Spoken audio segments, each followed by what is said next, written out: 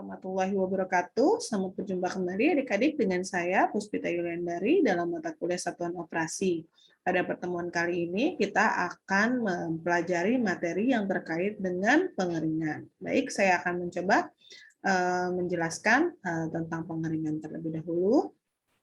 Jadi sebelum kita masuk terkait dengan materi pengeringan, sumber pustaka atau sumber belajar yang kita pelajari ya, ada dari Sing RP dan DR Helpman tahun 2009 tentang Introduction to Food Engineering 4th edition ya, Elsevier. Kemudian Todelo RT 2018, VLP 2009 dan Practice Trade Edition ya. Nah, selanjutnya adalah capaian pembelajaran. Jadi untuk apa kita belajar satuan operasi terkait dengan materi pengeringan ya. Jadi agar mahasiswa mengetahui pengertian, tujuan, konsep dasar dan faktor yang mempengaruhi laju pengeringan. Kemudian agar mahasiswa mengetahui kadar air dan AW ya, activity water. Kemudian mahasiswa juga mampu mengetahui psikometri. Mahasiswa mengetahui neraca panas dan massa pada proses pengeringan, kemudian mahasiswa mengetahui perakiraan waktu dan tahap-tahap pengeringan, dan terakhir adalah mahasiswa mengetahui metode dan peralatan dehidrasi ya. Jadi untuk pertemuan kali ini kita nanti akan belajar terkait dengan pengeringan terlebih dahulu ya, baru nanti kita akan masuk kepada sesi psikometri ya. Indikatornya adalah ya kita berharap agar mahasiswa dapat memahami baik itu pengertian, tujuan, konsep dasar dan faktor yang mempengaruhi laju pengeringan dan memahami kadar air AW, psikometri, neraca panas dan massa pada proses pengeringan, perakiraan waktu dan tahapan pengeringan serta metode dan peralatan dehidrasi ya. Adik-adik sebelum kita masuk ke dalam materi ya, terlebih dahulu saya akan mencoba menjelaskan tentang pengertian dari pengeringan itu sendiri ya. Jadi berbicara tentang pengeringan, maka kita harus memahami bahwa yang namanya proses pengeringan itu adalah mengurangi kadar air yang ada pada suatu bahan ya, bahan hasil pertanian. Jadi dengan kita mengeringkan kadar air atau mengurangi kadar air yang ada pada bahan, dipastikan bahan tersebut, atau hasil pertanian tersebut akan memiliki umur yang jauh lebih panjang. Jadi itu dikatakan sebagai salah satu metode pengawetan yang diupayakan dengan cara mengurangi kadar air yang ada pada bahan sehingga memperpanjang umur simpan dari bahan tersebut. Selain itu, pengeringan juga dianalogikan sebagai proses dari mengeluarkan air dari suatu produk yang sifatnya adalah padat pada suhu di bawah titik didih air ya. Kemudian juga dikatakan pengeringan juga sebagai perpanjangan daya simpan yang terjadi karena adanya aktivitas mikroorganisme dan enzim menurun sebagai akibat jumlah air yang dibutuhkan untuk aktivitasnya tidak cukup. Selanjutnya adalah pengeringan juga bisa dikatakan sebagai suatu upaya yang dikatakan bukan sebagai proses sterilisasi ya, karena yang namanya pengeringan hanya sekedar mengeluarkan kadar air ya, atau memindahkan kadar air dari bahan ke lingkungan. Dan selanjutnya adalah produk dari hasil pengeringan yang sudah dikeringkan itu harus dijaga supaya kadar airnya tetap rendah ya, karena walaupun kita sudah mengeluarkan kadar air pada suatu bahan, apabila bahan tersebut tidak kita jaga kekeringannya, berakibat akan menjadi lembab kembali ya, atau terjadi penambahan air kembali masuk ke bahan. Nah, konsep dasar dari pengeringan itu sendiri adalah yang pertama proses perpindahan panas ya. Jadi proses di mana terjadinya proses pemanasan ya, dan terjadi panas sensibel dari medium pemanas ke bahan atau dari permukaan bahan ke pusat bahan. Jadi artinya kalau perpindahan panas itu lebih kepada adanya suatu media pemanas ya yang dilekatkan atau ditempelkan atau dimasukkan ke dalam lingkungan atau didekatkan dengan suatu bahan sehingga kadar air yang ada pada bahan itu akan berpindah akan keluar ke lingkungan. Atau ketika pada awalnya media tersebut memberikan suhu yang panas kepada bahan, maka pada awalnya kan pengaruhnya itu hanya berada pada permukaan bahan saja. Akan tetapi karena terus-menerus diberikan proses pemanasan, lambat laun proses pemanasan itu akan masuk ke bahan. Nah, dicontohkannya adalah kalau seandainya kita akan mengeringkan roti misalnya ya, kita masukkan ke dalam oven. Pada awalnya roti tersebut akan mengalami proses pengeringan di permukaannya saja. Akan tetapi dengan waktu tertentu, lambat laun panas itu akan masuk ke dalam atau ke pusat bahan atau ke pusat roti tersebut. Sehingga ketika sudah mencapai waktu yang ditentukan, roti yang dipanggang tersebut akan menjadi kering. Ya, itu adalah dinamakan sebagai proses perpindahan panas. Selanjutnya adalah proses perpindahan massa. Ya, dikatakan proses perpindahan massa itu adalah merupakan proses pengeringan atau penguapan seperti terjadinya panas laten dari permukaan bahan ke udara. Nah, kalau dalam proses ini adalah ketika bahan tersebut sudah mengalami pemanasan ya, sudah diberikan media pemanasan, kemudian kadar air yang ada pada bahan tersebut akan menguap ya. Jadi proses penguapan atau keluarnya air yang ada pada bahan masuk ke menguap ke lingkungan atau ke udara, itulah yang dinamakan sebagai proses perpindahan massa. Artinya kadar airnya dari bahan pindah ke lingkungan. Nah, dari sini kita melihat ada yang namanya bahasa panas sensibel atau adanya ungkapan panas sensibel dan panas laten. Kita akan coba membahas ya. Apa itu panas sensibel? Jadi kalau panas sensibel itu adalah panas yang dibutuhkan atau dilepaskan, tujuannya adalah untuk menaikkan atau menurunkan suhu suatu benda. Ya, jadi panas tersebut memang disiapkan atau memang diberikan dengan tujuan untuk melepaskan kadar air pada suatu bahan. Nah, suhu tersebut bisa dinaikkan atau diturunkan tergantung dari bahan yang akan dipanaskan. Ya, itu adalah panas sensibel. Sementara kalau panas laten itu adalah panas yang diperlukan untuk mengubah wujud dari padat ke cair, kemudian cair ke gas dan seterusnya, tanpa mengubah suhu benda tersebut. Ya, dengan menguapnya uap air pada bahan itu tidak menjadikan suhu dari bahan tersebut akan meningkat. Ya, dia akan tetap kembali kepada suhu sedia kala. Nah, itu adalah penjelasan sebelumnya, konsep dasar ya. Selanjutnya adalah kita masuk ke dalam prinsip kerja ya. Jadi kalau prinsip kerja dari suatu pengeringan itu yang pertama itu dipastikan adalah proses pengurangan kadar air ya, mengeluarkan kadar air yang ada pada bahan untuk menjadikan bahan tersebut jauh lebih kering ya, ibaratnya seperti itu. Dengan keringnya suatu bahan yang dikeluarkan kadar airnya, maka dikatakan sebagai proses pengawetan dan pengolahan pangan yang sifatnya adalah sederhana. Kemudian juga menurunkan kadar air itu juga menurunkan kemampuan hidup atau membunuh mikroba perusak pangan ataupun patogen. Kemudian juga menurunkan kadar air, menurunkan aktivitas enzim-enzim yang menginduksi reaksi-reaksi yang tidak dikehendaki. Selain itu juga pengeringan itu akan berjalan simultan dengan unit operasi lainnya, misalnya pendinginan dan pemanggangan ya. Jadi tidak bisa pendinginan itu berdiri sendiri. Pendinginan itu akan memiliki keterkaitan dengan proses pendinginan juga pemanggangan. Nah, dari sini adik-adik kita akan mencoba memahami bahwa ternyata yang namanya proses pengeringan itu memiliki tujuan ya.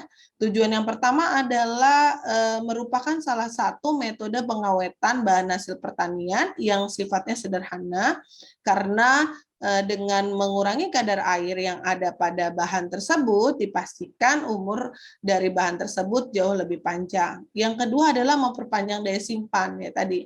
Dengan memperpanjang daya simpan, kemudian dengan perpanjangan daya simpan akan terjadi aktivitas mikroorganisme dan enzim itu menurun ya. Jadi dengan kondisi bahan yang kering, aktivitas mikroorganisme dan enzim itu akan menurun sebagai akibat jumlah air yang dibutuhkan untuk aktivitasnya tidak cukup ya. Karena kita tahu bahwa yang namanya mikroorganisme dan enzim itu bisa hidup dalam kondisi yang memiliki kadar air yang cukup ya. Nah, kemudian yang ketiga adalah mengurangi biaya transportasi dan penyimpanan. Nah, adik-adik, kalau kita sudah melakukan proses pengeringan pada bahan atau produk yang kita inginkan, dipastikan jumlah bahan atau produk yang sudah dikeringkan itu akan jauh lebih ringan ya, kemudian dia tidak akan memenuhi tempat ya, sehingga ketika disimpan biaya penyimpanannya tidak terlalu besar, bahkan untuk pengangkutan transportasi karena dengan dikeringkan artinya kan bentuk atau wujud dari bahan tersebut akan jauh lebih kecil ya, beratnya jauh lebih ringan dan sebagainya, sehingga mengurangi biaya transportasi dan juga penyimpanan. Selain itu juga mengurangi berat dan volume ya, tadi seperti yang saya jelaskan, dan produk ini lebih sifatnya adalah convenient atau lebih mudah digunakan ya. Karena apa? Karena sudah berkurang kadar airnya. Nah, dari sini adik-adik saya akan mencoba menjelaskan kepada kalian terkait dengan model-model pengeringan ya. Jadi di sini ada yang namanya liquid, ada yang namanya vapor, ada juga yang namanya solid ya. Saya akan mencoba menjelaskan bahwa yang namanya model pengeringan itu terbagi menjadi 3. Yang pertama adalah pengeringan kontak langsung dengan media panas. Ya, artinya suatu bahan itu ditempelkan atau dilekatkan pada media panas ya. Misalnya seperti bahan pangan dimasukkan ke dalam oven ya. Nah, berarti kan pengeringan kontak langsung. Nah, bagaimana sistem kerjanya? Sistem kerjanya adalah udara panas yang berada pada media panas itu akan masuk ke dalam permukaan bahan ya, permukaan bahan, sehingga permukaan bahan itu pun juga akan menjadi panas, dan dari bahan tersebut, dari permukaan bahan tersebut maka akan mengeluarkan air ya. Jadi uap air dari bahan itu akan dipindahkan bersamaan dengan udara keluar dari alatnya ya. Jadi ketika udara panas masuk ke dalam permukaan bahan, kemudian panas yang ada di dalam bahan pun juga masuk ke dalam inti bahan, secara otomatis kadar air yang ada pada bahan tersebut akan keluar ya, sehingga terjadi penguapan, dan proses penguapan atau uap air yang keluar dari bahan tersebut akan dipindahkan bersamaan dengan udara yang keluar dari alat pemanas tersebut.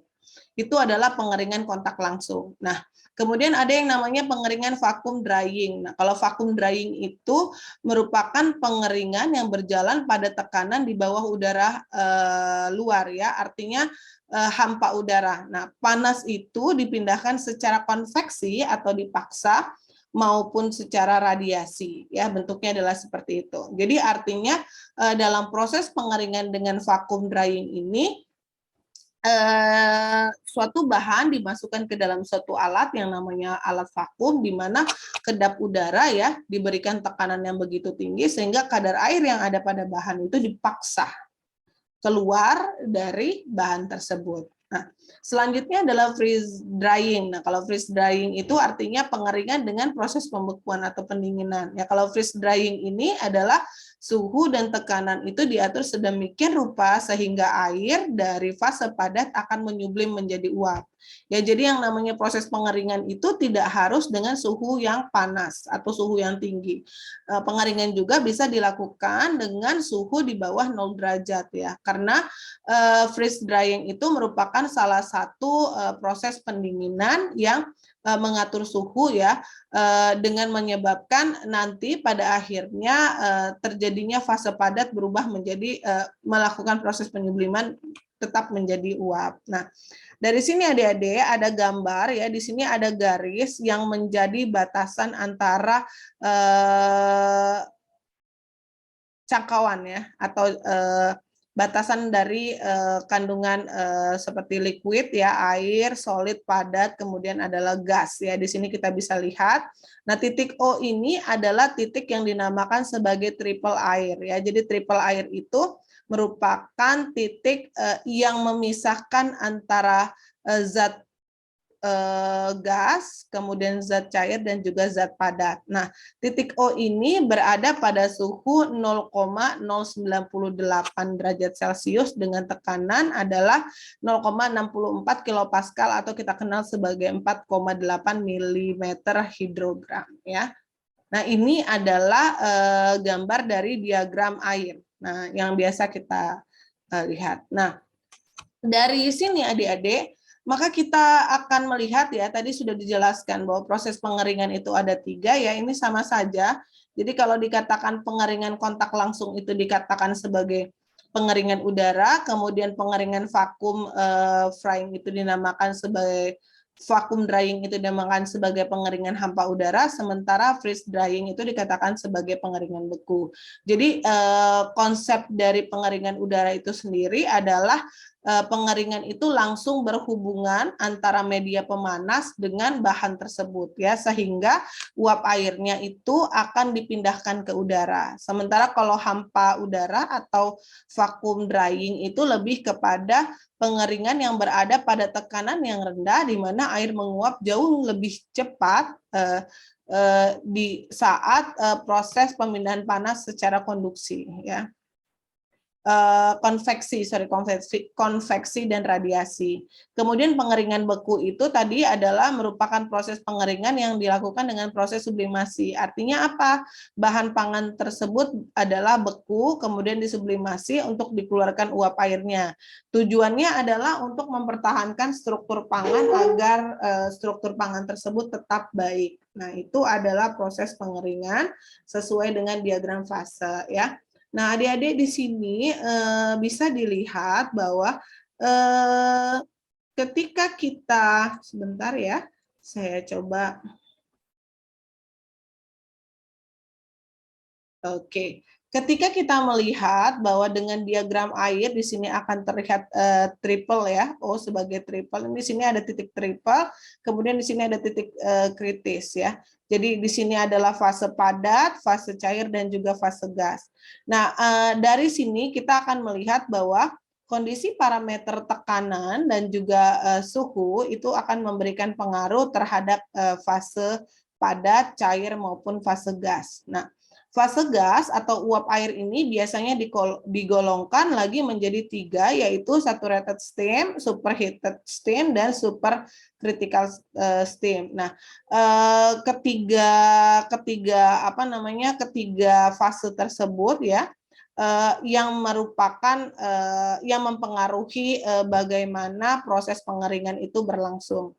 Nah, ada yang namanya triple point ya, atau yang tadi seperti saya sampaikan ya. Jadi triple point itu adalah sebuah titik di mana terdapat 3 fase ya, fase fisika baik cair, padat maupun gas ya. Pada kondisi itu tadi tekanannya bisa 0,61 kilopascal dan derajat Celciusnya adalah 0,01 derajat Celcius. Nah, di bawah dari triple point itu air tidak memiliki fase cair, padatan air atau es akan langsung menguap menjadi gas jika terjadi kenaikan temperatur pada tekanan yang konstan ya. Artinya pada posisi ini tidak akan memiliki sifat cair karena semuanya akan menguap menjadi gas. Bentuknya adalah seperti itu. Nah, selanjutnya adalah ketika kita melihat bahwa pada fase ini di atas triple point ini terdapat 2 percabangan ya. Ini ada 2 percabangan ya. Nah, 2 percabangan kurva dengan fungsi yang masing-masing ya. Satu kurva akan membatasi antara fase padat dan juga fase cair ya.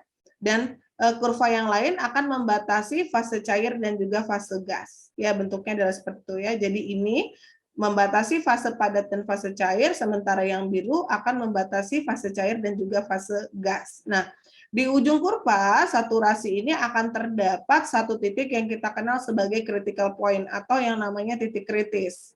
Nah, critical point ini dikatakan adalah sebagai sebuah titik yang menjadi batas akhir dari kurva yang namanya equilibrium fase cair dan gas, sehingga dapat berada pada satu kondisi tekanan dan temperatur yang sama, ya. Jadi kalau critical point air ini berada pada tekanan 22,1 megapascal dan temperatur 374 derajat Celcius. Nah, ini merupakan fase yang dianggap berada pada titik puncak, ya. Sudah tidak ada lagi kenaikan ataupun penurunan ketika sudah mencapai titik kritis ini. Ya. Selanjutnya adalah kita akan mempelajari, ya. Tadi kita sudah sedikit membahas tentang panas laten, kemudian juga penjelasannya, ya. Kita lihat pada gambar yang ada di sini, ya. Jadi adik-adik, ketika kita memahami apa itu panas laten, maka kita bisa melihat diagram yang ada di sini, ada tekanan uap, kemudian panas penguapan, dan ada yang namanya temperatur derajat Celcius. Nah, dari gambar ini kita menjelaskan bahwa yang namanya panas laten itu adalah panas yang diperlukan untuk mengubah wujud dari padat ke cair atau dari cair ke gas dan seterusnya tanpa mengubah suhu benda tersebut, ya. Jadi hanya diubah wujudnya saja tanpa perlu menambahkan suhu atau mengurangi suhu. Nah, jumlah energi yang dibutuhkan oleh suatu bahan cair itu disebut panas laten penguapan, sementara jumlah energi yang dibutuhkan oleh suatu bahan padat itu dinamakan panas laten sublimasi, ya. Jadi panas laten itu ada dua, perlu saya ulangi, panas laten itu ada dua. Yang pertama adalah panas laten penguapan, yang artinya jumlah energi yang dibutuhkan oleh suatu bahan cair, sementara panas laten sublimasi adalah jumlah energi yang dibutuhkan oleh suatu bahan padat, ya. Nah, selanjutnya adalah kita akan belajar panas sensibel, ya. Jadi kalau panas sensibel itu lebih mengatakan adalah panas yang dibutuhkan atau dilepaskan untuk menaikkan atau menurunkan suatu suhu suatu benda, ya. Jadi ada proses yang namanya perpindahan panas atau pinpan, dan juga ada proses perpindahan massa atau pinmas, ya. Jadi ingat kembali, yang namanya perpindahan panas itu adalah dari proses pemanasan yang terjadi pada panas sensibel, di mana ada medium pemanas yang dilekatkan pada suatu bahan. Nah, dari bahan tersebut, dari panas media tersebut akan memberikan panas pada bahan, permukaan bahan, kemudian dari permukaan bahan panas tersebut akan masuk kepada inti bahan, ya.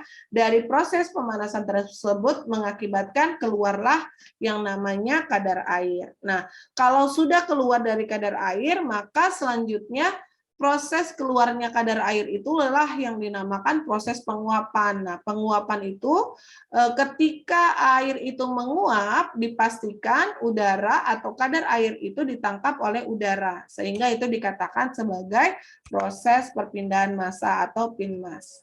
Nah, dari sini adik-adik akan saya perlihatkan grafik, ya, teori diagram fase air dan pengendalian pengeringnya. Jadi dikatakan ketika cair, ya, cair nih menuju gas itu adalah proses mendidih. Karena ketika air kita ibaratkan ketika kita memasak air, ya, pada dasarnya kan air ketika dipanaskan itu akan biasa saja, tapi lambat laun ketika sudah mengalami proses pendidihan maka akan keluar loh gelombung-gelombung udara, ya. Nah, proses dan ketika secara terus-menerus air tersebut direbus bukannya bertambah tapi akan berkurang, ya. Karena apa? Karena air tersebut panas dan menguap. Nah, proses penguapan air itu adalah merubah benda cair menjadi benda gas. Nah, dikatakan perpindahan tersebut terjadi pada saat si benda cair tersebut mendidih, ya, maka dia akan berpindah ke fase gas. Nah, selanjutnya adalah benda cair ini. Benda cair itu akan akan bisa diubah menjadi benda padat ketika dalam proses pembekuan atau pendinginan. Ya, jadi di mana benda cair itu akan dimasukkan ke dalam suhu tertentu ya sampai minus yang akan mengubah benda cair itu menjadi zat padat. Nah, proses berubahnya benda cair menjadi benda padat itu dinamakan pembekuan atau membeku ya. Selanjutnya adalah proses di mana benda padat berubah menjadi gas. Nah, kalau benda padat berubah menjadi gas itu adalah ketika benda tersebut ya, misalnya ketika suatu bahan pangan itu dipanaskan. Kemudian ketika dipanaskan mengeluarkanlah uap air. Nah, uap air itu adalah gas. Nah, itu dikatakan sebagai proses penyubliman. Itu bentuknya. Nah, dari sini Adik-adik ketika kita melihat ada di 3 fase di mana fase gas, padat dan cair, ada titik yang berada di tekanan 1 atmosfer dan suhu 100 derajat Celcius ya. Nah, titik ini dikatakan sebagai titik yang namanya pengeringan biasa pada tekanan atmosfer terjadi pada suhu 100 derajat Celcius ya. Nah, kemudian kalau seandainya turun ya berada di antara titik cair dan juga titik gas, maka ini dinamakan sebagai pengeringan vakum ya. Jadi kalau pengeringan, saya ulangi, kalau pengeringan itu berada antara cair dengan gas pada tekanan 1 atmosfer dengan suhu 100 derajat itu dinamakan pengeringan biasa. Nah, kalau turun ya di mana tekanannya berkurang dan suhunya berkurang maka dikatakan sebagai pengeringan vakum ya. Jadi berada pada tekanan yang kurang dari atmosfer dan terjadi pada suhu lebih rendah. Nah, dari sini adik-adik, maka menurut saya cukup ya kita untuk belajar terkait dengan proses pengeringan dan juga teori diagram fase air dan pengendalian pengeringannya. Dan kita akan melanjutkan untuk pertemuan berikutnya terkait dengan pengeringan juga ya. Baik, terima kasih. Saya akhiri. Wassalamualaikum warahmatullahi wabarakatuh.